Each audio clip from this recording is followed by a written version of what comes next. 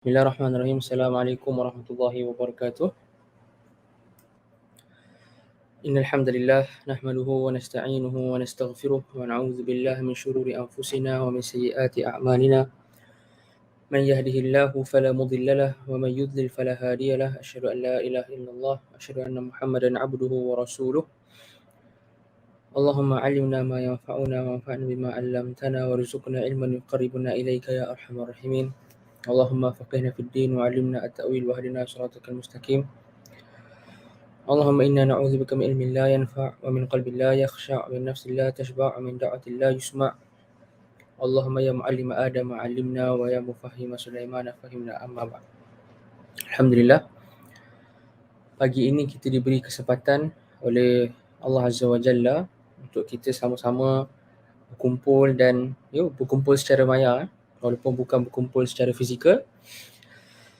Untuk kita berkumpul secara maya untuk kita sama-sama bincangkan dan belajar dan tingkatkan ilmu tentang hukum hakam menyerupai golongan selain daripada orang Islam, penganut agama lain daripada Islam di dalam mazhab Syafi'i. Okey.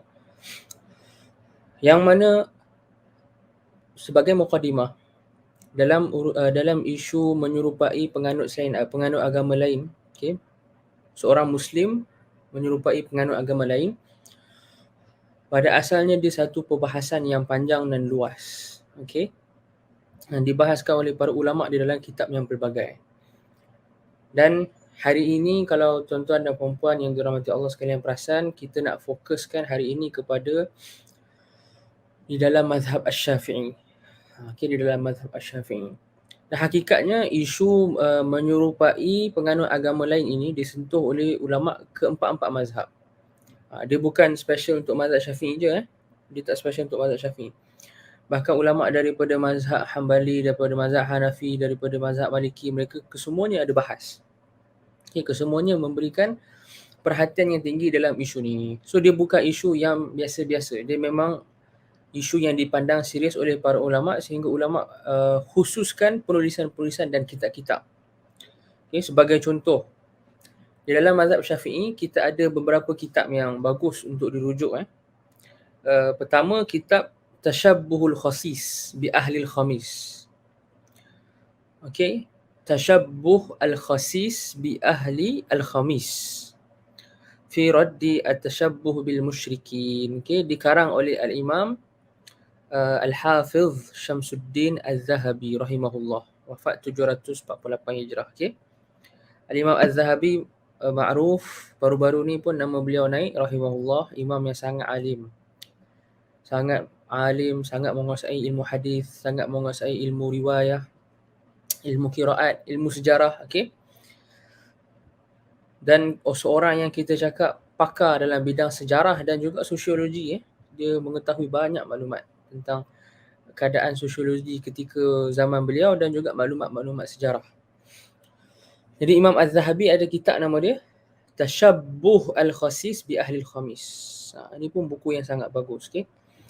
Kedua, untuk mazhab Syafi'i juga, okey, bagi mazhab Syafi'i kita ada satu buku yang sangat bagus tapi tak dikenali oleh ramai orang, okey. Tak dikenali oleh ramai. Buku tu tak famous tapi sangat-sangat bagus. Nama dia Husnul Tanabbuh lima warada fit tashabbuh. Okey.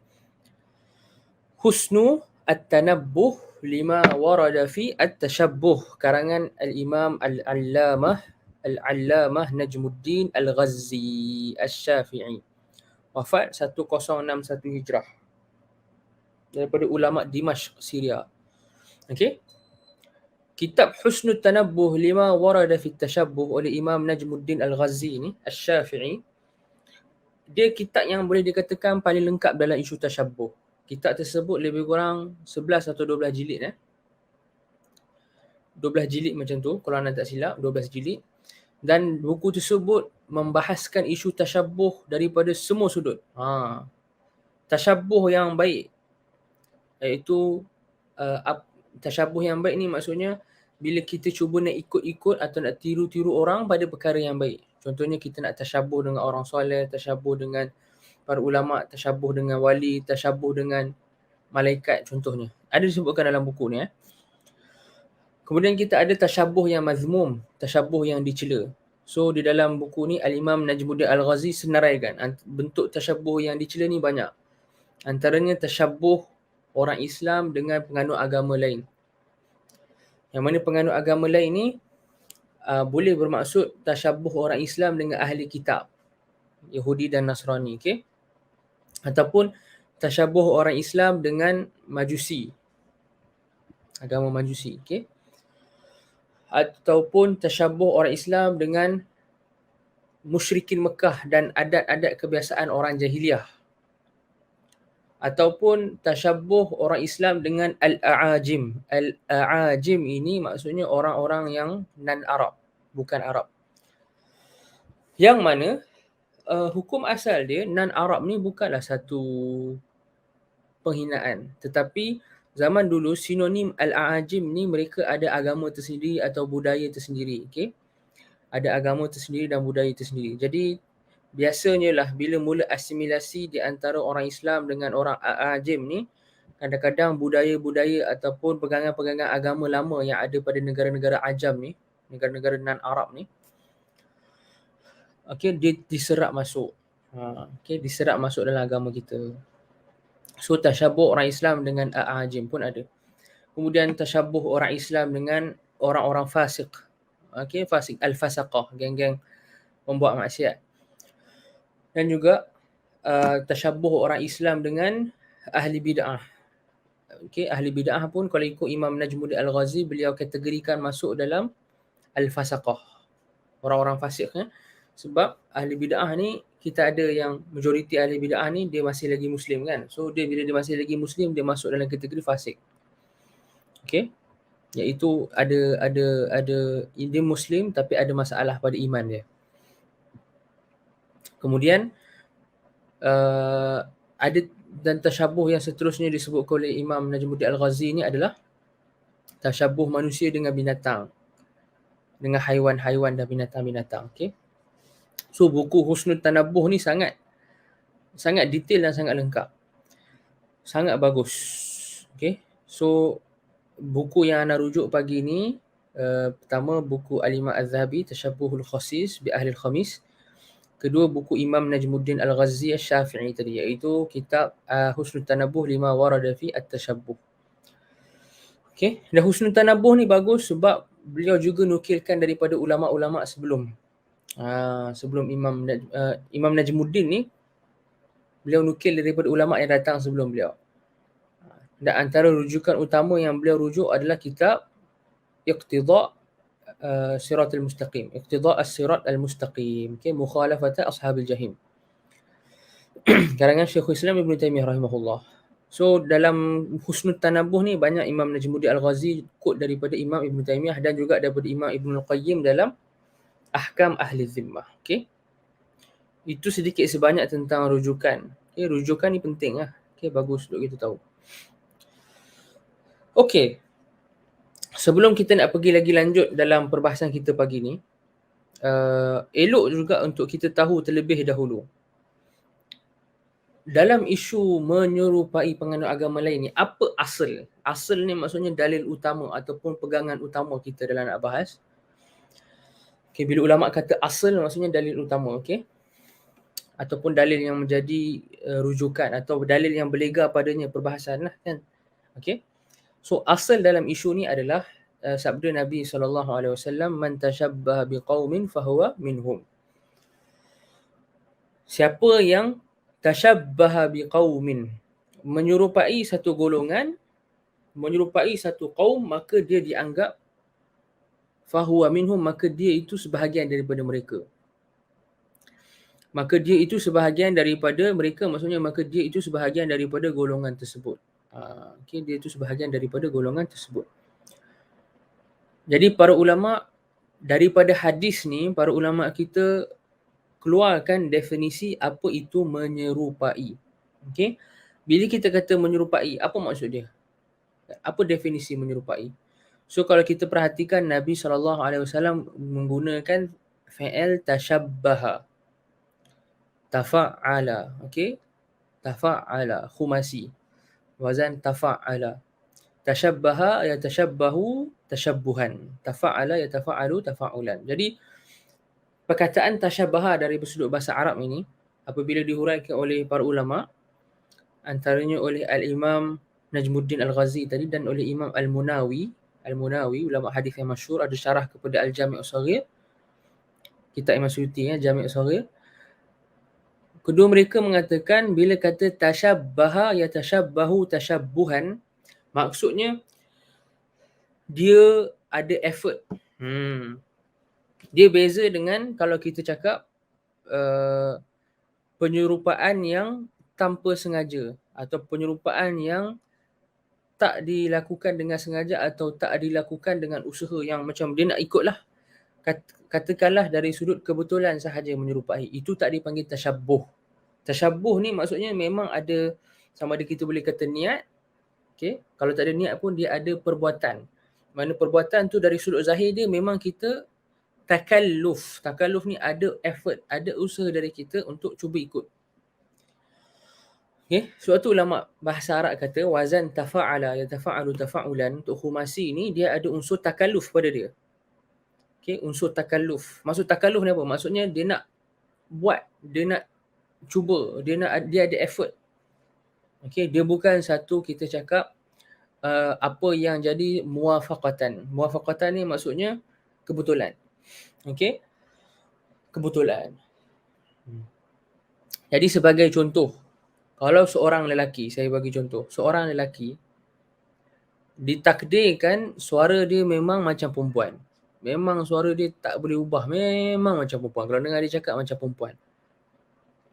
Dia tak boleh ubah suara dia. Adakah itu masuk dalam kategori tasyabbuh? Cuba tuan-tuan dan puan-puan fikir. Sementara tu saya minum air dulu. Seorang lelaki yang dilahir memang suara dia macam perempuan. Adakah kita nak kata sekarang ni lelaki ni sentiasa bila dia cakap, all the time bila dia cakap ada unsur tasyabuh dengan perempuan? Jawapan dia taklah. Sebab apa? Sebab walaupun ada persamaan dengan perempuan waktu tu, sebab suara dia macam perempuan, kita cakap persamaan tu bukan datang dengan ada unsur takalluf dan niat. Okay, sebab lelaki tu bukan disengaja lembutkan suara dia ataupun kecilkan suara dia jadi macam perempuan. Tak. Dia memang lahir macam tu. Setengah orang memang macam tu kan. Ada orang yang memang dia lahir suara macam tu. Okay, saya pernah jumpa ada beberapa orang macam tu kan. So waktu tu kita tak panggil itu tasyabbuh. So pertama tuan-tuan dan puan-puan kena faham baik apa maksud tasyabbuh. So tasyabbuh bila kita nak menyerupai dengan ada niat, dengan ada takalluf. Takalluf itu ada usaha. Okay, ada perbuatan yang kita buat, ada actions yang kita ambil. So itu tentang definisi ataupun apa yang dipanggil sebagai tasyabbuh. So kalau kita nak tengok definisi yang lengkap dari sudut istilah, okay, tadi tu dari sudut bahasa, dari sudut istilah, kata Imam Najmuddin Al-Ghazi ni, at-tashabbuhu ibaratun an muhawalatil insan an yakuna shibhal mutashabbahi bih. Okay? An yakuna shibhal mutashabbahi bihi. Wa ala hay'atihi wa hilyatihi wa na'tihi wa sifatihi. Wa huwa ibaratun an takallufi dhalika wa taqassurihi wa ta'ammulih. Okay. Kata Imam Najmuddin Al-Ghazi, tashabbuh. Okay. Apa maksud tashabbuh? Dia adalah satu percubaan daripada manusia untuk menjadi seperti mana ataupun untuk menjadi semisal apa yang dia nak cuba ikut. Okay, dia ada benda yang dia nak ikut, ada benda yang dia nak tiru, dia nak cuba jadi semisal dengan benda yang nak tiru, yang dia nak cuba ikut. Wa ala hayatihi, dari sudut bentuk dia. Hay'ah, dari sudut bentuk luaran dia kan, macam mana dia duduk, macam mana dia berdiri, macam mana dia jalan, macam mana dia makan, itu termasuk dalam hay'ah. Wa hilyatihi, dari sudut perhiasan. Dia pakai perhiasan tertentu, okey? Ataupun na'tihi wa sifatih, dari sudut sifat. Mungkin warna kulit, mungkin bentuk badan, mungkin bentuk muka, okey, bentuk rambut. Wa huwa ibaratun an takallufi dhalika wa taqassudihi wa ta'ammulih. Dan juga Tashabbuh ni bermaksud ada unsur takalluf, taqassud dan ta'ammul. Taqassud maksudnya dia niat nak buat. Takalluf yang macam saya hurai tadi, dia ada effort yang dia buat. Okey. So itu definisi at-tashabbuh. Berbalik kepada hadis tadi, bila kita dah nampak definisi tashabbuh ni dari sudut istilah yang macam Imam Najmuddin Al-Ghazi huraikan tadi, bila kita tengok hadis tadi, man tashabbaha biqaumin fahuwa minhum, kata Syekhul Islam Ibn Taymiyah, dan ini dinukilkan oleh Imam Najmuddin dalam Husnul Tanabbuh ni, aqallul ahwal, paling minima kita boleh kata, berdasarkan hadis tadi, man tashabbaha biqaumin fahuwa minhum, paling minima, maksudnya paling rendah yang kita boleh cakap, paling ringan yang kita boleh cakap, hadis itu menunjukkan hukum tashabbuh dengan kaum yang tercela, maksudnya tashabbuh itu tercela dan haram. Okey, kaum itu tercela dan haram. Itu aqallul ahwal. Walaupun kalau ikutkan para ulama kita kata zahir hadis kata bila Nabi SAW sebut fahuwa minhum, maka dia daripada mereka. Zahir hadis Nabi SAW nak bagi tahu seolah kalau orang itu tashabbuh dengan contohnya penganut selain agama Islam, kufar, dia terus jadi bukan orang Islam, terus keluar daripada Islam, terus kita cakap jatuh kufur kepada dia. Itu zahir hadis. Zahir hadis seolah mengisyaratkan semata-mata ada tashabbuh, dia dianggap daripada kelompok tu lah. Kelompok, kalau dia ikut Nasrani, dia dah jadi Nasrani. Kalau dia ikut Yahudi, dia jadi Yahudi. Macam tu. Itu zahir hadis. Okay. Cuma dia ada khilaf di kalangan para ulama kita. So ulama kata, walaupun itu zahir, tapi itu bukan yang dikehendaki. Aqallul ahwal adalah Nabi SAW nak isyaratkan kepada pengharaman. Ataupun tashabbuh tu sendiri mazmum. Adapun tashabbuh itu kufur atau tidak, itu melihat kepada apa yang ditashabbuh. So bukan semua bentuk tashabbuh dengan non-Muslim membuatkan kita jadi bukan orang Islam lah. Okay? Tuan-tuan dan puan-puan kena faham tu. Saya ulang balik. Bukan semua tashabbuh dengan ahli kitab contohnya membuatkan kita jadi ahli kitab. Bukan semua tashabbuh dengan majusi membuatkan kita jadi majusi. Okay? Bukan semua tashabbuh dengan penganut agama lain membuatkan kita jadi penganut agama tersebut. Sebab tashabbuh ada peringkat-peringkat. Ada peringkat tashabbuh yang mana ulama kata peringkat ni peringkat tertinggi. Yang kalau siapa buat, sebahagian ulama menaskan, maksudnya sebahagian ulama memang menyebutkan secara jelas bahawa boleh keluar daripada Islam. Okay, sebab tu para ulama kita, tuan-tuan dan perempuan, ini faedah tambahan. Kadang-kadang kita jumpa ulama kita dia bahas isu-isu tashabbuh dengan agama lain ni, penganut agama lain ni dalam bab kitab-kitab fiqh ni, dalam bab ar-riddah. Riddah ni dia dekat bahagian kitabul hudud. Okey, kitabul hudud. Yang bincangkan tentang had-had lah kan, hukuman-hukuman had. So dalam hukuman-hukuman had, biasanya ulama juga pintas selalu akan bahaskan isu-isu yang membuatkan orang tu keluar daripada Islam. Dan di antaranya menjadi adab fuqaha juga untuk bahas perbuatan-perbuatan yang bila kita menyerupai orang bukan Islam boleh keluarkan kita daripada Islam. Dan fuqaha Hanafiyah daripada mazhab Hanafi terkenal dengan perkara ni. Mereka selalu bincangkan panjang lebar. Apa bentuk yang bila orang tu buat dia boleh keluar daripada Islam. Sama ada dibincang dari sudut tashabbuh dan sebagainya lah. Okey. So saya ulang balik tadi, bukan semua bentuk tashabbuh itu mengeluarkan orang tu daripada agama. Sebab tashabbuh ni ada banyak peringkat. Okay, kalau saya boleh bagi gambaran kat tuan-tuan dan perempuan yang dirahmati Allah sekalian, kalau ada orang itu dia pakai pakaian sami, kemudian dia sujud depan berhala ataupun sujud depan patung. Pakai pakaian sami, dia pegang colok apa semua, dia sujud depan patung. Ataupun dia menyembah patung tu. Itu bila kita tengok, ini antara perbuatan yang tahap tertinggi dalam tashabbuh yang mana zahirnya dia telah melakukan kekufuran lah.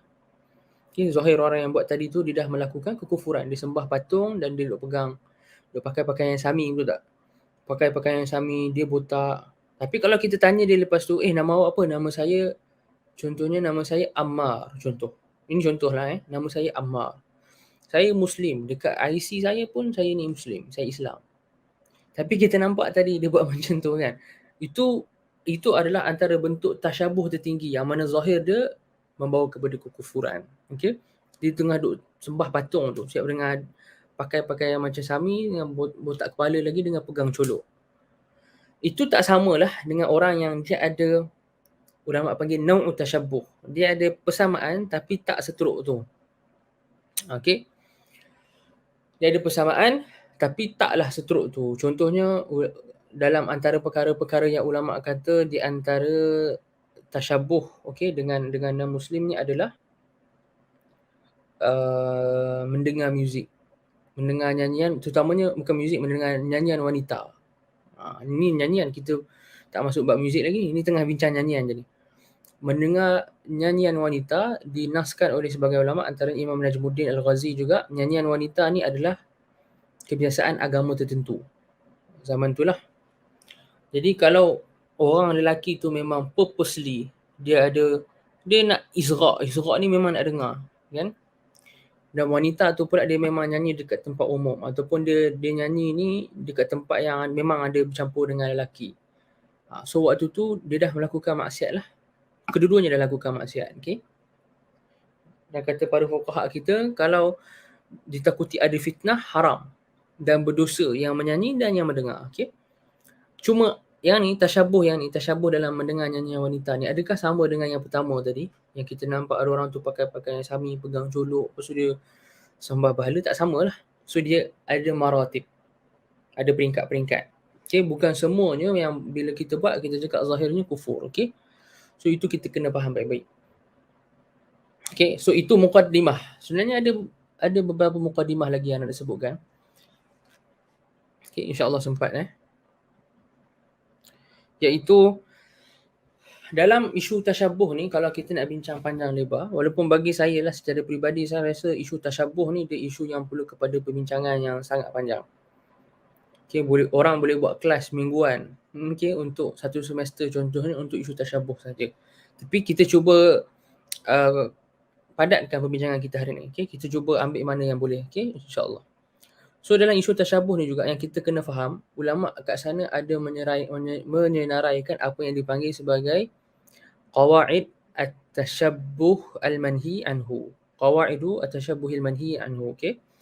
Kaedah-kaedah dalam nak mengenal apa bentuk dalam bentuk tashabbuh benda yang dilarang ni. Kaedah-kaedah okay, yang dipakai apabila kita membincangkan tentang tashabbuh yang dilarang. Okay. Kaedah-kaedah yang kita pakai dalam membicarakan tentang tashabbuh yang dilarang. Okay. So, kita ada kaedah pertama. Pertama, la tashabbuha illa biniyah. Ini saya sebut kaedah ni secara sembintas lalu sebab setiap kaedah dia perlukan huraian panjang. Ni saya sebut kaedah tu dah huraian dia sikit je. Okay. So, kaedah pertama, la tashabbuh illa biniyah. Kalau orang tu dia memang jahil, okay, dan jahil tu juga ada beberapa martabat dia lah. Okay, katakanlah dia tak tahu pada setengah perkara itu merupakan tasyabuh dengan agama lain. Okay, itu merupakan tasyabuh dengan agama lain. Sebagai contoh, ulama dulu ada bahaskan dalam isu pakai pakaian zunnar, dipanggil. Zunnar ni macam pakai pakaian ahli ibadat Nasrani, kemudian dia macam ada tali yang macam jadi tali pinggang yang mengikat kat tengah ni. Katakan orang ni orang yang baru sampai dekat satu negara tu, dia tak familiar langsung dengan itu merupakan pakaian agama lain, kemudian dia ikut pakai. Waktu tu dia tak ada niat. Okay, mungkin kita boleh bagi keuzuran waktu tu sebab dia tak tahu langsung, kan. Dia bukan orang yang memang dah ada kat negara tu, dibesar kat negara tu, dia tahu. Ataupun sebagai contoh, Imam Az-Zahabi dan Ibnu Kathir ada sebutkan zaman mereka dijadikan adat untuk membezakan non-Muslim dengan Muslim waktu tu, serban-serban kalau warna biru kalau nak tak silap, biru dan oranye kalau nak tak silap. Biru lah anda ingat Az-Zarqa. Al-Amaim Az-Zarqa. Okay, waktu tu dijadikan serban biru sebagai petanda untuk itu orang daripada agama lain. Serban macam Islam tapi warna biru itu tanda dia bukan orang Islam. Okay, itu dijadikan syiar waktu tu. Pemerintah sengaja jadikan syiar. Jadi kalau ada orang datang zaman Imam Az-Zahabi, Ibnu Katsir ni semua, dia tak tahu serban warna biru waktu tu jadi syiar untuk agama lain, dia pakai. Dia tak tahu pun dan dia tak niat. Kita cakap waktu tu dia tak berdosa lah. Sebab tasyabuh ni, kalau kita nak cakap dia dosa besar apa semua tu, kita cakap yang tu yang tasyabuh dengan niat. Yang ni dia tak berniat. Okay?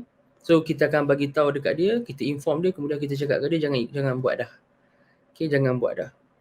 Jangan ikut dah. So pertama, la tashabbuh illa biniyah.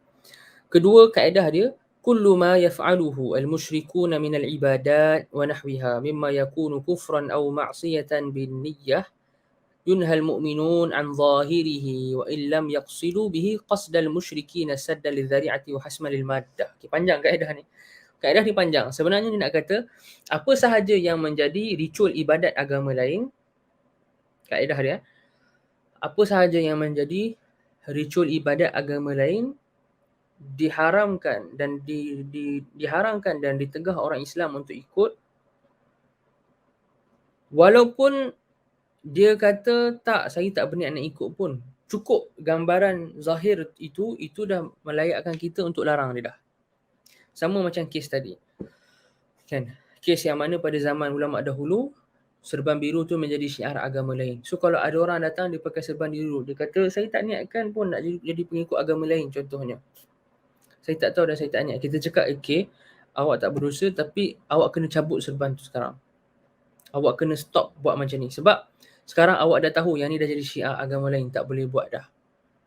So walaupun dia kata niat dia sekian, tetapi zahir gambaran itu dah cukup untuk kita larang dia. Islam melarang daripada ada tasyabuh dari sudut bentuk zahir pun. Bentuk zahir itu maksudnya apa? Dari sudut rupa kita, bentuk kita, walaupun kita mungkin tak niat. Okay. So kalau saya bagi contoh tuan-tuan dan puan, kalau ada orang pakai pakaian Santa Claus, kan, orang Melayu kita ni na'udzubillah lah, nas'alullah salamah wal afiyah, bila kadang-kadang dekat Christmas ni, orang Melayu kita ni ada yang bermudah-mudahan dekat shopping mall, dia kerja apa semua, and then dia pakai pakaian Santa Claus. Kita tanya, saya tak berniat, saya tak raikan pun Christmas, saya tak berniat pun nak agungkan ni. Memang dia tak ada niat langsung lah. Okay? Kita pun husnuzon lah dia tak ada niat tu. Cuma zahir surah, gambaran luaran dia tengah pakai Santa Claus kan.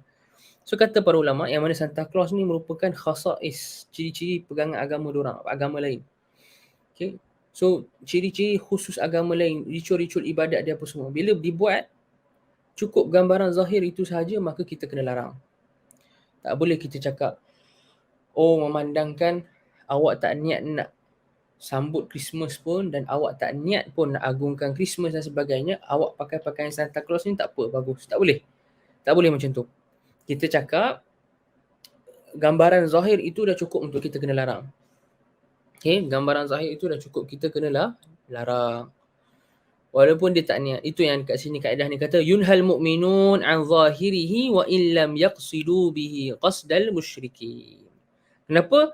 Saddan lidzari'ah, untuk tutup ruang-ruang supaya keburukan-keburukan yang lain tak timbul. Hasman lil maddah, untuk putuskan okey benda-benda yang berpotensi untuk bawa lebih lanjut ni, okey, untuk bawa kepada kemungkaran dan kerosakan yang lebih lanjut. Okey. Kemudian ketiga, la yakunu tashabbuhu bil kuffar illa bi fi'li ma ikhtassu bihi min dinihim aw min adatihim.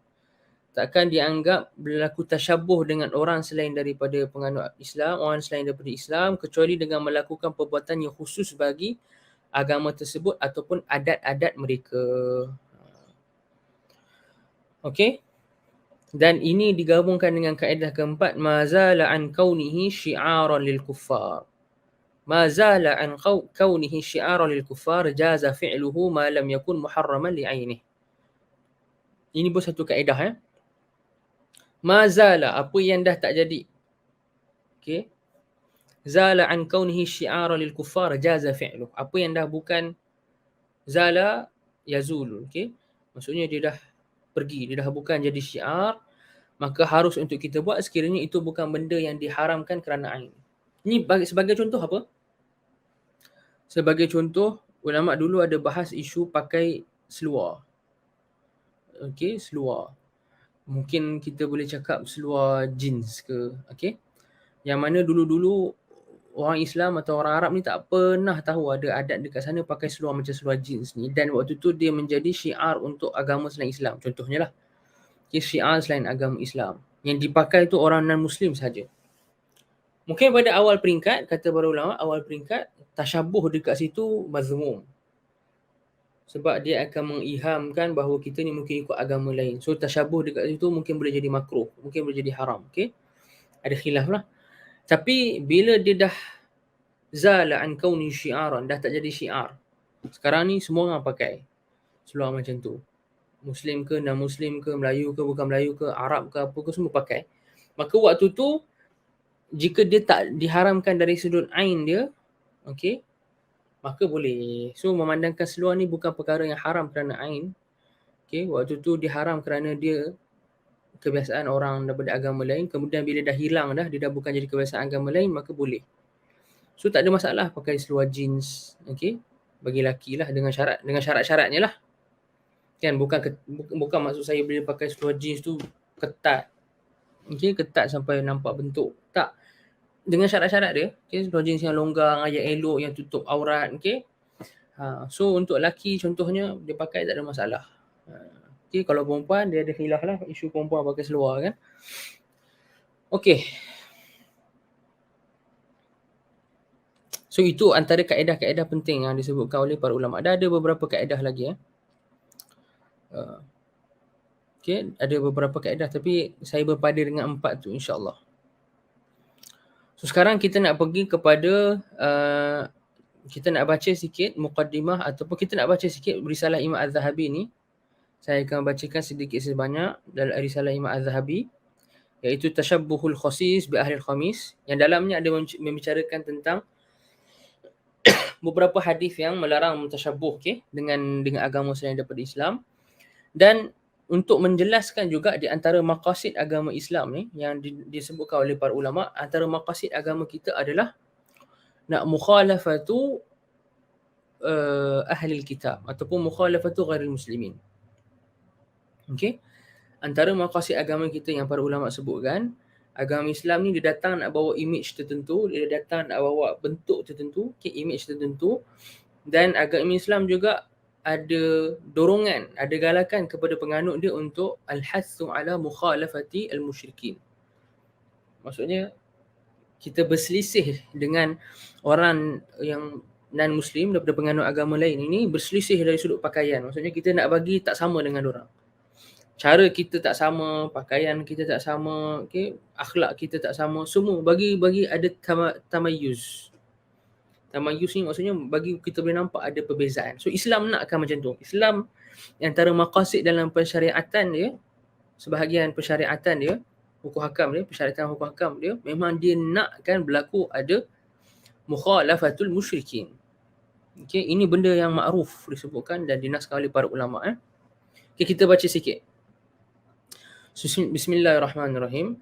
قال الإمام رحمه الله تعالى ونفعنا بعلومه الحمد لله الذي من علينا بالإسلام وبصرنا من العمى وهدانا من الضلال ووفقنا لاتباع الملة الحنيفية صلى الله على سيدنا محمد المبعوث رحمة للعالمين وإماما للمتقين وشافعا للمذنبين ومحذرا من التشبه باليهود والنصارى والصابئين وداعيا إلى الله على بصيرة بأوضح تبيين وعلى آله وصحبه أجمعين.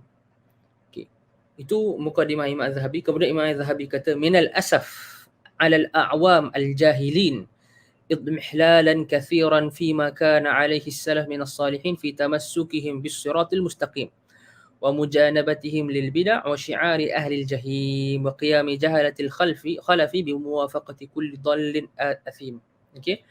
Antara perkara yang menyedihkan adalah perkara yang menyedihkan terhadap orang-orang awam yang jahil di zaman beliau ni, kat zaman Imam Az-Zahabi ni, beliau kata berlaku idmihlal. Maksudnya dah orang awam di zaman itu kurang ilmu dan kurang idmihlal, tak ada nasyat, tak ada semangat, dah tak ada dah semangat nak berpegang dengan apa yang dipegang oleh salafus soleh, okey, iaitu mengikut jalan yang lurus, menjauhi bid'ah dan meninggalkan syiar ahli jahim, syiar-syiar orang-orang Kafir, okey, orang-orang non muslim. Okey. Fala haula wala quwwata illa billahil aliyyil azim. Idh waqa'a ma haddadna biwujudihi ar-rasulul karim. Ma haddadana.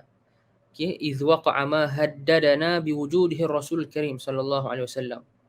Kerana telah berlaku apa yang Rasulullah SAW dah bagi tahu kat kita ancaman ini akan datang.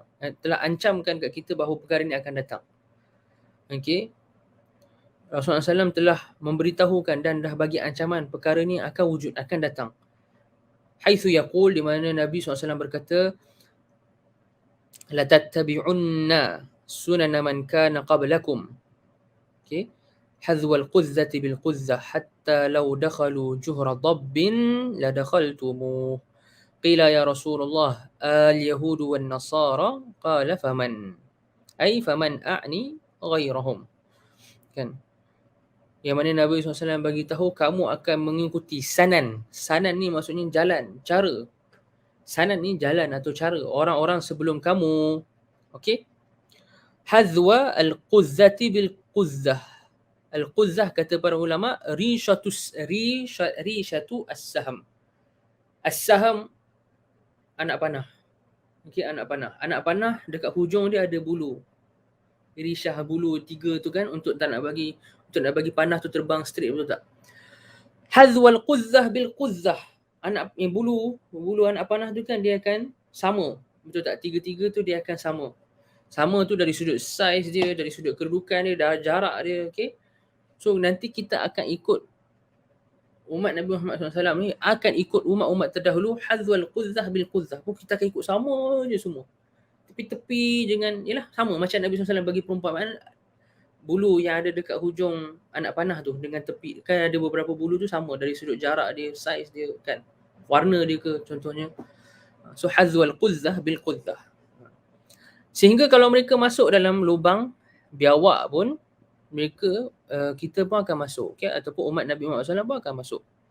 Jadi bila ditanya siapa mereka tu, maksudnya nanti umat kita ni akan ikut siapa, Nabi SAW bagi tahu. Okey, sahabat tanya, adakah Yahudi dan Nasrani? Nabi SAW pun beritahu, kalau bukan mereka ni siapa lagi? Okey, kalau bukan Yahudi dan Nasrani siapa lagi? Jadi ini ikhbar, pengkhabaran daripada Nabi SAW di akhir zaman nanti. Okey, di akhir zaman nanti confirm akan berlaku ada tashabbuh. Okey, akan berlaku ada tashabbuh dengan Yahudi dan Nasrani di kalangan orang Islam sendiri. Okey. Sampai Nabi SAW kata, kalau mereka masuk lubang biawak, kita pun ikut kan. Na'udzubillah. Nas'alullah salamah wal afiyah. Okay. Dalam hadis lain, Nabi SAW bersabda, man tashabbah biqaumin fahuwa minhum. Hadis tadi yang saya sebutkan dah huraikan. Okay. Dalam hadis yang lain, Nabi SAW sebut, al-yahudu maghdubun alaihim wan nasara dallun. Yahudi itulah maghdub alaihim, yang dimurkakan. Ini tafsir kepada ayat terakhir dalam surah Fatihah. Okay. Yahudi itulah yang dimurkakan mereka itu. Diberikan kemurkaan ke atas mereka itu. Dan Nasara itulah dhallun, yang sesat. Okey. Wa qad aujaballahu alayka ya hadzal muslim. Allah telah mewajibkan kepada kamu wahai orang Islam, an tad'u wallaha ta'ala kulla yawmin wa laylah 17 marratan bil hidayati ila as-siratil mustaqim. Allah wajibkan kita untuk mendoa dan meminta untuk mendapat hidayah 17 kali sehari. Jalan yang lurus, jalan-jalan orang yang Allah bagi nikmat kepada mereka, bukan orang-orang yang Allah murkai mereka, dan bukan juga jalan-jalan orang yang sesat. Fa kaifa tatibu nafsuka bitashabbuhi biqaumin hadhihi sifatuhum wa hum hatabu jahannam. Maka macam mana hati kamu ni boleh senang, tatibu nafsuk, boleh rasa macam tak ada masalah, senang je untuk tashabbuh dengan golongan yang ini sifat mereka, iaitu Allah murka pada mereka dan mereka tu sesat. Wahum hatabu jahannam, sedangkan mereka itu adalah bahan-bahan bakar jahannam, hatab. Okey. Kemudian sambung al-Imam Az-Zahabi. Okey. Fa aina yadhhabu bika in fa'alta dhalika illa ila maqtillahi wa saqatih. Apabila Imam Zahabi ada sebutkan bentuk-bentuk mengikut non-muslim pada zaman beliau ni, beliau sambung dengan bagi komentar, fa aina yadhhabu bika in fa'alta dhalik. Bila kamu buat macam ni, perbuatan kamu ni nak bawa kamu pergi mana? Bawa kamu pergi mana melainkan kecuali kepada kemurkaan dan kemarahan Allah. Illa ila maqatillahi wa sakhatih. Illam yaghfirillahu lak. Sehingga sekiranya Allah tidak mengampuni kamu. In alimta anna nabiyyaka Muhammadan sallallahu alaihi wasallam kana yahuddu ala mukhalafati ahli alkitab fi kulli ma ikhtassu bih. Ini Imam Az-Zahabi bagi isyarat. Okey. Sekiranya kamu mengetahui bahawa Nabi kamu Muhammad sallallahu alaihi wasallam dahulunya sentiasa kana yahud, kana campur fi'il mudhari' maksudnya sentiasa. Nabi SAW ini sentiasa menggalakkan, sentiasa menyuruh kepada mukhalafati ahli kitab. Menyelisihi ahli kitab dari sudut pakaian kita, okay, dari sudut menjaga fitrah kita, contohnya lelaki dibiarkan ada janggut, dia potong kuku dan sebagainya lah. Okay. Mukhalafah ahli kitab pada apa yang khusus bagi mereka. Okay. Sehingga kan uban sekalipun Nabi SAW sebut hatta inna syaib. Okay. Mana Nabi SAW sebut man syaba syaibatan fil Islam kanat lahu nuran yaumal qiyamah. Siapa yang tumbuh satu uban ketika dia dah masuk Islam, maka itu akan menjadi cahaya bagi dia di hari kiamat.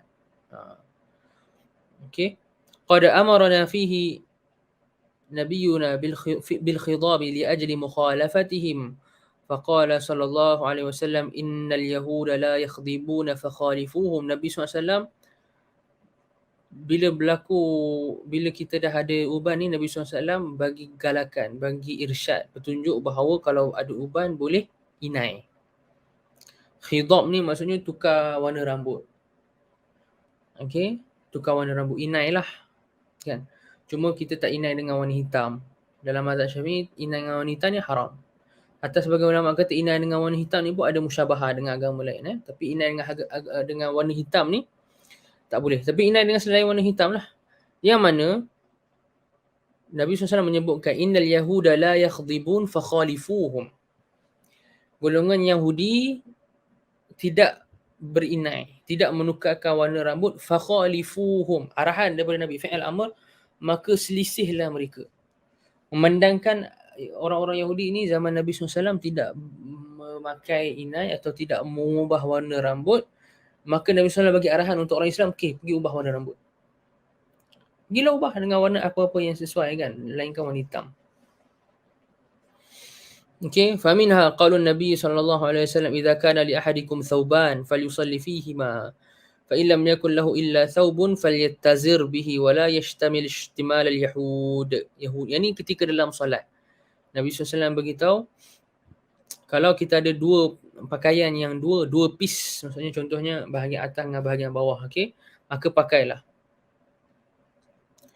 Kalau dia tak ada, maka dia pakailah satu pakaian, falyattazir. Falyattazir ni maksudnya dia pakai pakaian tu dia ketatkan dekat bahagian atas pusat contohnya. Okey, dia jadi izar, pakaian-pakaian menutup bahagian bawah ni, and then dia ketatkan kat bahagian atas ni. Okey, kalau dia ada satu pakaian sajalah. Wala yashtamil ihtimal al-yahud. Tapi dia jangan ambil satu pakaian tu, satu piece tadi tu, dia tutup badan dia macam tu. Okey, dia tutup badan dia. Dia ambil contohnya macam kita ada swala atau selimut, kita tutup badan kita macam tu, kemudian kita solat. Apa jadi? Bila kita solat nanti akan terdedah aurat, betul tak? Bila kita angkat tangan contohnya akan nampak aurat. Sebab bila tutup macam tu, ihtimal al-yahud macam tu, ataupun sebagian ulama kata ihtimal as-samma, kan? Apa jadi? Dia bila kita buat pergerakan solat dan sebagainya akan nampak aurat. Dan itu juga merupakan perbuatan orang Yahudi. Nabi SAW kata ihtimal macam tu, ambil pakaian tutup macam tu, pakaian yang satu saja ni. Contoh macam zaman sekarang ni saya bagi contoh lah, kalau dia ambil contoh macam tuala ke apa, dia tutup badan dia macam tu. Kemudian dia solat. Okay. Itu perbuatan tutup macam tu itu zaman dulu Yahudi selalu buat. Dan kenapa dilarang? Kerana kalau kita buat waktu time solat nanti dia akan dedahkan aurat kita. Okay. Wa minha qauluhu sallallahu alaihi wasallam khaliful yahuda wa sallu fi ni'alikum fa innahum la yusalluna fi ni'alihim wa la khifafihim. Itu pun Nabi SAW beritahu. Okay. Berselisihlah dengan golongan Yahudi dan solatlah okay, dengan memakai selipar ataupun kasut. Kerana mereka tak solat pakai selipar dengan pakai kasut. Hatta pada perkara macam tu pun tuan-tuan dan puan-puan. Nampak tak? Maksudnya Nabi SAW perhatikan maqasid ataupun maksud objektif menyelisihi kufar ni hatta pada sekecil-kecil perkara. Okey. Kemudian Imam Az-Zahabi bagi tahu apa yang berlaku zaman beliau. Wa aidan ala tara anna al-imamata az-zarqa was-safra. Ni yang saya sebutkan tadi tu. Serban biru dengan kuning ni Imam Az-Zahabi kata kana libsuhuma lana halalan qabla al-yawm. Sebelum ni boleh kita nak pakai serban warna biru kuning, Imam Az-Zahabi kata. Tapi wa fi ami 700 tahun 700 Hijrah apabila Sultan Al-Malik An-Nasir dia mewajibkan non-Muslim pakai warna biru dengan kuning. Serban biru dan kuning untuk membezakan dengan orang Islam. Maka Imam Zahabi kata haram untuk kita buat waktu tu. Setelah itu haram untuk kita buat, dah jadi Syiah dah. Okay. Lamma alzamahum as-sultanul malikun nasiru billubsihima. Okay. Harumat alaina. Maka haramlah untuk kita ikut. Okay. Dalam hadis yang lain Nabi SAW sebut farqun ma baina siyamina wa siyami ahli kitab aklatus saharah. Okey. Perbezaan di antara agama puasa agama kita ni dengan agama selain daripada Islam adalah makan sahur. Kan? Sahur itu sunnah, bahkan dia adalah antara khasais agama kita, agama Islam. Sunnah Nabi SAW dan khasais agama Islam. Okey. So nampak sebenarnya dalam banyak perkara yang Nabi SAW bagi perhatian untuk kita mukhalafatu al-musyrikin, untuk kita berselisih dengan agama lain. Maksudnya berselisih dengan agama lain tu bagi tak sama, bagi tak nampak sama, bagi kita ni ada specialty sikit ke, kelebihan ke, perbezaan ke, boleh differentiate, boleh bezakan. Ni Muslim, ni bukan Muslim, ni Muslim, boleh differentiate dengan pakaian ke, dengan akhlak ke, dengan cara makan ke dan sebagainya. Okey. Itu adalah maqasid yang diperhatikan oleh Nabi SAW.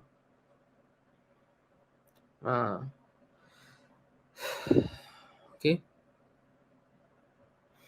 Ni adalah Imam Az-Zahabi sebutkan beberapa permasalahan yang menarik kat sini. Bolehlah saya sebutkan mana tahu dia ada manfaat. Ada orang yang kata bila dia tasyabuh dengan agama lain ni, dia kata inna la naqsidu at-tashabbuh bihim. Kami tak berniat pun nak tasyabuh dengan mereka ni.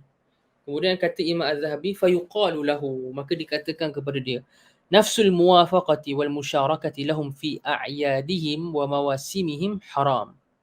Semata-mata kamu muncul dekat mereka punya majlis-majlis menyambut perayaan agama lain tu, kamu bersama dengan mereka, join dengan mereka, nafsul musyarakah, kamu join, muwafaqah, kamu muwafaqah dekat sini bukan maksud dia setuju dengan maksud macam okey saya setujulah disambut perayaan ni, saya setuju tu maksudnya saya pun sambut juga perayaan ni ataupun saya pun daripada agama ni sambut, tak.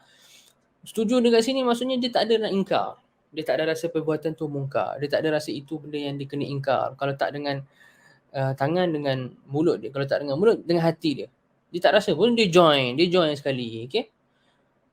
So Imam Zahabi kata semata-mata join, okay, walaupun dia kata dia tak sambut pun perayaan tu apa semua, itu dah haram dah. Itu dah haram. Okay. Dan dalil dia Az-Zahabi, Al-Imam Az-Zahabi sebutkan dalil dia yang mana Rasulullah SAW naha 'anis salah waqta tulu'is syams wa waqta ghurubiha. Nabi SAW larang daripada kita solat waktu tulu'us syams, matahari terbit dan matahari terbenam. Yang mana Nabi SAW sebut innaha tatlu'u baina qarnai syaitan wa hina idzin yasjudu lahal kuffar. Okey, yang mana matahari waktu tu dia terbit di antara dua tanduk syaitan. Yang mana ketika itu orang-orang kufar ini sedang sembah matahari. So sekarang Imam Zahabi kata Nabi SAW larang kita untuk solat pada dua waktu tu. Okey. Kan saya rasa tuan-tuan dan puan-puan maklum kan kita ada lebih kurang 5 waktu yang dilarangkan untuk solat. Okey, dalam mazhab Syafi'i dia diharamkan, makruh tahrim. Kalau solat tak sah pada waktu tu. Solat sunat mutlak, okey. ataupun solat sunat yang sebab dia mutaakhir. Okay, itu ada perincian dalam fiqh lah. So pada 5 waktu, dan daripada 5 waktu tu 2 waktu tu adalah ketika matahari terbit dan matahari terbenam. Sebab apa? Waktu tu penganut agama lain tengah sembah matahari. So kalau kita solat waktu tu, ditakuti nampak macam kita ni ada tasyabuh penyerupaan dengan agama lain yang sembah matahari. Okay, Nabi SAW tak tanya, tak detailkan tentang niat pun. Nabi SAW larang apa? Larang bentuk zahir.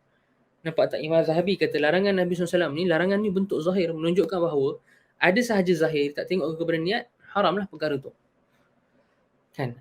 Ada sahaja zahir, walaupun tak ada niat, haram. So walaupun, kalau katakanlah ada orang dia kata, saya solat waktu matahari terbenam ni, atau waktu matahari terbit, bukan saya sembah matahari, saya sembah Allah lah. Hukum dia apa? Tetap haram. Sebab isu dia bukan isu kamu nak niat sembah siapa, isu dia adalah zahir perbuatan tu, bentuk dia adalah dia menyerupai agama lain. So Nabi SAW larang daripada perkara tu berlaku. Larang. Sebab tu dalam mazhab Syafi'i pun, kalau solat waktu tu makruh tahrim dan dia tak sah. La tan'aqid. Okay, solat tu dia la tan'aqid.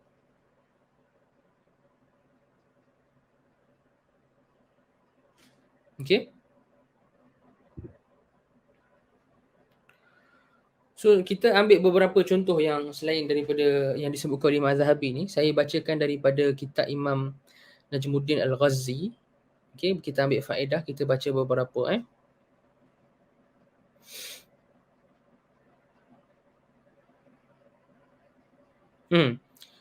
Okay, saya sebutkan beberapa. Pertama, antara bentuk tasyabuh yang dilarang. Okay, yang ini merupakan tasyabuh dengan ajam. Yang mana ajam dekat sini, ajam yang membawa kebiasaan agama-agama terdahulu ataupun adat-adat terdahulu. Yang bukan semata-mata kerana ajam, tapi ajam dekat sini negara-negara non-Arab yang mana dia kat negara dia tu dah bertapak amalan-amalan daripada agama-agama tertentu daripada berkurun-kurun lamanya. Okay. Antaranya adalah aklul hashish, al-muskir. Makan apa yang kita boleh cakap hashish. Hashish ni kita boleh cakap yang umpama dengan dia sekarang ni, apa orang-orang panggil dadah marihuana contohnya, ataupun ganja ke, okay? Orang Inggeris panggil weed. Okay, weed. Bayangkan, ambil dadah ni, isap weed ni ada tasyabuh dengan ajam. Lepas tu kata Imam Najmuddin Al-Ghazi, wa min qabaih al-ajam aklul hashish al-muskir. Kemudian Imam Najmuddin Al-Ghazi menukilkan daripada Az-Zarkashi dan juga Syekhul Islam Ibn Taimiyah, mana mereka berdua mengatakan asalnya orang Arab, orang Islam tak pernah tahu pun pasal ada hashish ni. Okay, kita boleh kata macam ganja atau marijuana ni. Okay, sehinggalah daripada tahun 600 Hijrah macam tu, ada orang daripada negara Ajam bawa datang. Dan dia dah jadi kebiasaan orang Ajam waktu tu, kemudian orang Arab pun ikut. So kalau orang tu dia ada isap ganja atau marijuana, dia ada tasyabuh dengan ajam yang dia terlarang. Haram lah, okay? Tasyabuh pada perkara haram. So itu antara bentuk tasyabuh yang menarik untuk tuan-tuan dan puan-puan tahulah. Selain daripada tu, okay, di antara tasyabuh yang dilakukan oleh Al-Furs Parsi, okay, orang-orang Parsi, orang Arab Ajam, yang mana Parsi ni berakar umbi kepada dia adat-adat dan agama-agama orang terdahulu, kan. So Al-Furs, orang-orang Parsi ni, antara diorang punya adat adalah mereka akan mendengar nyanyian wanita. Okay, nyanyian wanita.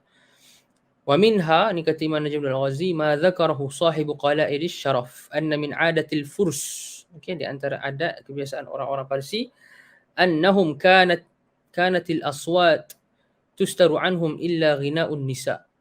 Biasanya suara ni dia tak didengarkan kepada orang lain melainkan nyanyian wanita. So dekat bawah tu Imam Al-Ghazi, Najmuddin Al-Ghazi bahaskan, wa sama'ur rajul ghina al-ajnabiyyah makruhun ka ghina'iha bimusma'in anhu. Okay, bimasma'in anhu. Wa yahrumani inda khawfil fitnah. So asal hukum mendengar nyanyian wanita ni, kata Imam Al-Najmuddin Al-Ghazi, makruh dan haram apabila ada fitnah. Okey, haram bila ada fitnah. Dan haram bagi wanita tersebut untuk mengangkat suaranya. Hatta walaupun dengan azan sekiranya ada ajnabi. Okey. Wa yahrumu 'alaiha raf'u sautiha bil adhan in kana thamma ajnabiyyun yasma'. Kalau ada dekat sana ajnabi tengah dengar dia azan. Itu azan. Apatah lagi nyanyian lah kan. So Imam Najmuddin Al-Ghazali kata kalau azan pun tak boleh naikkan suara, apatah lagi tinggikan suara, apatah lagi nyanyian lagu. Ditinggikan suara kemudian lelaki pula ada izra' nak dengar. Yang pada ghalibnya tak terselamat daripada fitnah lah. Betul tak? Tak terselamat daripada fitnah. Okay, sama ada dengan suara tu ataupun dengan rupa ataupun dengan perhiasan yang ada kat perempuan tu. So kata Imam Najmuddin Al-Ghazali ini antara adat Al-Furs. Ada orang yang dekat Parsi yang ikut dia orang punya tradisi-tradisi kebiasaan-kebiasaan agama terdahulu yang ada kat situ yang dah berakar umbi. Okey. Yang dah berakar umbi. Lagi antara bentuk tasyabuh lagi yang disebutkan. Yang disebutkan dalam kitab Husnul Tanabbuh ni. Wa minha sukutul jamaah 'ala at-ta'am. Yang ni Imam Najmuddin Al-Ghazali masukkan di bawah tasyabuh dengan golongan jahiliah. Ini tasyabuh dengan golongan jahiliah. Silap, tasyabuh di bawah golongan ajam. Silap, di bawah golongan ajam. Yang mana Imam Najmuddin Al-Ghazali nukilkan daripada Imam Al-Ghazali. Bal zakara Al-Ghazali fil Ihya min al-adab an la yaskutu 'ala at-ta'am fa inna dhalika min siratil ajam. Kata kebiasaan orang ajam ini bila makan diam. Tuan-tuan dan perempuan perasan tak? Okey. Tuan-tuan dan perempuan perasan tak? Golongan ajam ini non-Muslim, ajam ni maksudnya non-Arab, yang mana non-Arab zaman dulu ni merujuk pada non-Muslim lah. Okey, mereka ni suka kepada budaya makan tu kalau boleh nak diam je, tak bunyi. Okey, kalau boleh nak diam je, tak ada bunyi. So Imam Ghazali kata ini di antara sirah ajam yang kita tak boleh ikut. Akan tetapi orang Islam dia yatakallamun bil ma'ruf, bila makan dia cakap dengan benda yang ma'ruf, okey. Cakap dengan perkara-perkara yang baik, okey. Sebahagian ulama ada buat baik mengatakan bahawa diam ketika cakap ni kebiasaan orang majusi. Wa innaman nahyu 'anil kalami min adabil majusi fit ta'ami. Ada ulama buat dalam bait dia. Wa innaman nahyu 'anil kalam, adapun larangan daripada bercakap ketika makan ini merupakan adat kebiasaan orang majusi. Wa innaman nahyu 'anil kalami min adabil majusi fit ta'ami. Okey. Dan Imam An-Nawawi sebut di dalam Rawdatul Talibin, okay, antara perkara yang sunnah an yatahaddatsu 'ala at-ta'am bima la ithma fih. Sembang atau cakap sambil makan pada perkara yang tak ada maksiat dan dosa pada dia. Okey, bukan diam je, okey. Dalam Al-Azkar Imam Nawawi buatkan bab istihbabil kalam 'ala at-ta'am. Bab sunnah untuk cakap ketika makan. Okey. Dan macam-macam lah. So itu antara bentuk tasyabuh juga yang menarik untuk kita tahu. Okay, sebenarnya banyak tuan-tuan dan perempuan. Okay, saya bawakan lagi ya.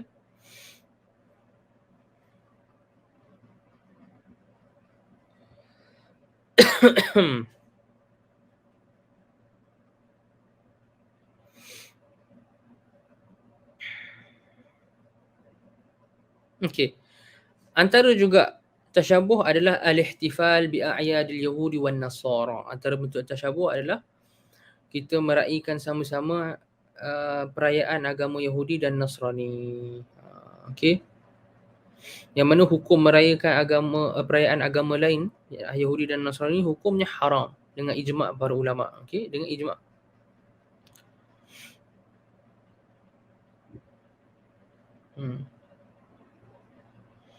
Okay, dan Imam Najmuddin Al-Ghazali ada banyak bagi kaedah penting. Antaranya Imam Najmuddin Al-Ghazali kata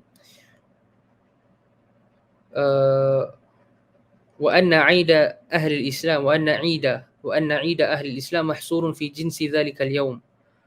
Perayaan orang Islam ini dia khusus kepada hari raya haji, hari raya Aidilfitri dan hari Jumaat je. Iaitu apa yang dianggap Eid dari sudut syarak. Maka tak ada orang dia boleh tambah perayaan atau Eid yang tak ada dalam syarak agama kita ni, dalam syariat agama kita. Kemudian Imam Najmuddin menukilkan daripada Imam Al-Amidi daripada Imam Ahmad. Imam Amidi nukil daripada Imam Ahmad annahu nassa ala annahu la yajuz syuhudu a'yadin nasara wal yahud syuhudu a'yadin nasara wal yahud. Imam Ahmad naskan bahawa haram. Okey, menyaksikan. Menyaksikan maksudnya kita join tengok. Okey, perayaan agama Yahudi dan Nasrani. Dan Imam Najmuddin Al-Ghazi nukil daripada Imam Az-Zahabi wa nassal Hafiz Az-Zahabi ala tahrim musyarakati muslimin fi a'yadihim. Haram untuk orang Islam menyertai golongan non-Islam pada perayaan mereka. Wa nassa ba'du ulama'il Hanafiyah ala anna dhalika kufrun. Ni Imam Najmuddin kata, sebahagian ulama Hanafi, mazhab Hanafi kata menaskan bahawa menyertai agama lain dalam perayaan mereka tu kufur. Wa balaghu okay, fit tanfiri min dhalik. Dalam mazhab Hanafi ni mereka balaghu ni maksudnya nak kata berlebih-lebihan lah kot, okay? Berlebih-lebihan dalam nak menjauhkan kita daripada buat perkara tu. Maksudnya mungkin mazhab Hanafi agak keras lah kan. Itu maksud Imam Najmuddin ni. Okay. Dan banyak lagi lah hatta dalam mazhab Maliki sekalipun. Okay, dinukilkan daripada Ibnul Hajj. Okay, dikatakan bahawa ditanya Ibnul Qasim. Ibnul Qasim ni antara ashab Imam Malik tentang apa hukum kita naik kapal ataupun sampan yang pada kapal tu naik sekali orang-orang agama lain. Yang diorang nak pergi, orang-orang agama lain ni sedang nak menuju kepada perayaan mereka. Apa kata Ibnul Qasim? Kalau kita kongsi sampan, kongsi kapal sekalipun, hukumnya makruh. Dan makruh kat sini haram. Ibnul Qasim ni mutaqaddimin. Fakariha dhalika. Maksudnya makruh tahrim. Okay, ulama mutaqaddimin biasanya maksudnya makruh tahrim. Di makruh tahrim kan perbuatan macam tu, takut jatuhnya bala, jatuhnya azab Allah. Bila kita doa ada sekali dalam sampan dengan kapal dengan mereka. Mereka nak menuju kepada perayaan agama mereka tu. Makhafata nuzuli sukhtah ataupun sakhatah. Okay? Makhafata nuzuli sukhtah alaihim lisyirkihim alladhi ijtama'u. Okay. Kemudian kata Ibnul Hajj, wa huwa qawlu Malikin. Okay, wa ghairuhu, yang ni adalah pandangan Imam Malik dan selain daripadanya. Wa huwa qawlu Malikin wa ghairihi. Okay, kan pandangan Imam Malik dan selain daripada Imam Malik. Walam a'lamhu ukhtulifa fi dhalik. Dan aku tak tahu ada orang yang khilaf dalam isu ni. Tak ada, tak tahu. Okay. Kemudian Imam Najmuddin Al-Ghazi nukilkan daripada Ibn Taymiyah. Wa'tabara Ibn Taymiyah fi kitabin lahu sammahu Siratul Mustaqim tahrim musyarakatihim fi 'idihim min wujuh. Kemudian Imam Najmuddin nukil daripada Ibn Taymiyah. Panjang beliau nukilkan. Panjang.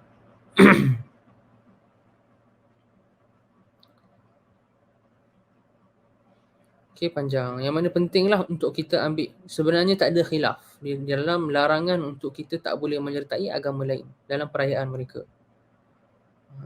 Okay. So sebab itulah Imam Najmuddin Al-Ghazi dia kata wal-ihtifalu bihadzal 'id yattafiqu kathiran min al-'awam bihadhihi al-umur aw bi ba'dihha wa hum arbabul jahalah wa ahlul hamaqah. Ayat dia keraslah, dia kata orang-orang zaman sekarang, zaman dia ni, Imam Najmuddin Al-Ghazi kata banyak sertai agama lain dalam perayaan mereka. Dan mereka ni golongan-golongan yang jahil lah, dan ahlul hamaqah, orang-orang yang tak bijak. Okay, itu kata Imam Najmuddin Al-Ghazi. Dia tak ada beberapa lagi, tapi insya-Allah kita berhenti sini dulu. Tengok ada buka Q&A kalau ada soalan.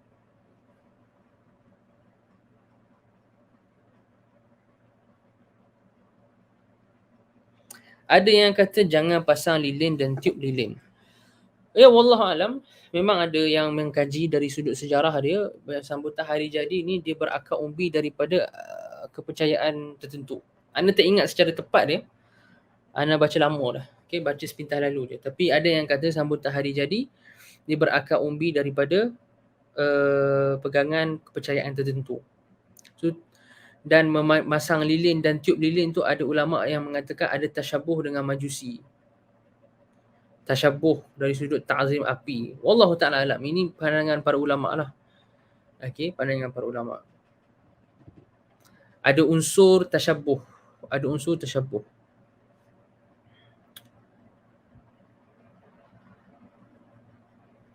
Tak ada masalah. Politik bukan tasyabuh. Okey? Hatta Nabi SAW, Sayyidina Umar, Sayyidina Abu Bakar semuanya berpolitik. Okey? Politik bukan tasyabuh.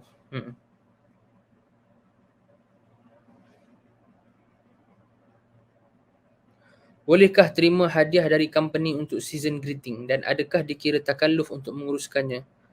Adakah boleh bagi hadiah dengan cara secret Santa macam lelaki?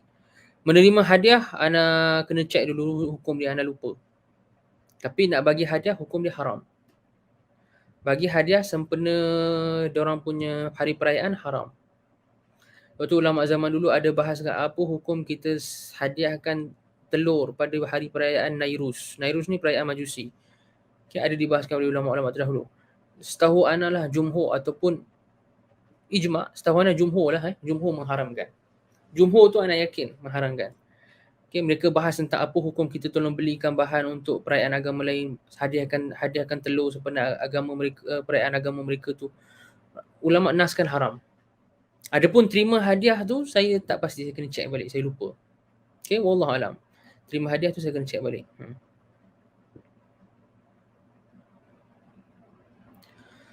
Wa iyyak. Okey, sampai sini sahaja aqulu qauli hadza wa astaghfirullah li wa lakum.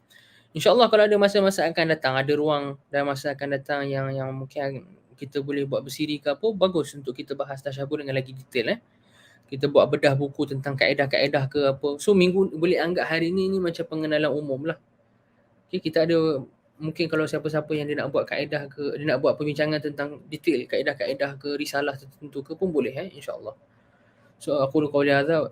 Soalan.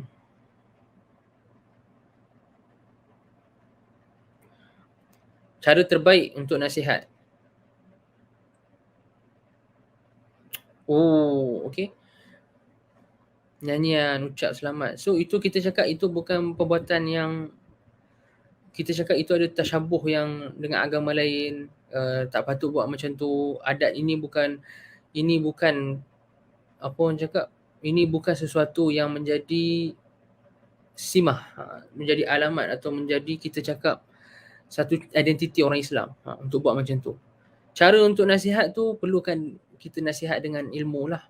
Pertama kita kena educate tentang sejarah mungkin kan, sejarah menyambut hari jadi tu, apa signifikan meniup lilin meniup lilin dan sebagainya, betul tak? Bila kita terangkan dekat dia sejarah-sejarah di sebalik perbuatan ni, mungkin dia akan nampak rupanya orang-orang kepercayaan-kepercayaan tertentu diorang ingat sebelum tiup lilin tu dia kena wish dulu. Dia ingat dia makbul doa dia ataupun dia wish lepas tu dia tiup lilin. Yang mana itu ada musyabahah lah, ada persamaan dengan mungkin agama lain yang dia meminta kepada api, contohnya api jadi sembahan dia. Contoh. Maksudnya kita kena educate dia dengan sejarah di sebalik benda tu dan perbuatan tu sebenarnya apa signifikan dia bila orang buat. Jadi bila dia nampak benda tu tak elok ataupun dia tahu sejarah di sebalik benda tu, mungkin dia pun secara semula jadi pun dia rasa dia nak tinggal.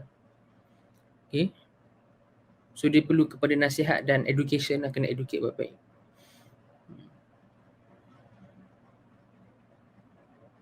Mengucap selamat fatwa dekat Malaysia ni, fatwa-fatwa yang masyhur dipakai dekat Malaysia adalah dibolehkan. Itu fatwa dia pakai kat Malaysia. Akan tetapi ulama terdahulu antaranya Imam Ibn Qayyim ada nukilkan ijma' haram, tak boleh menyebut ucapan.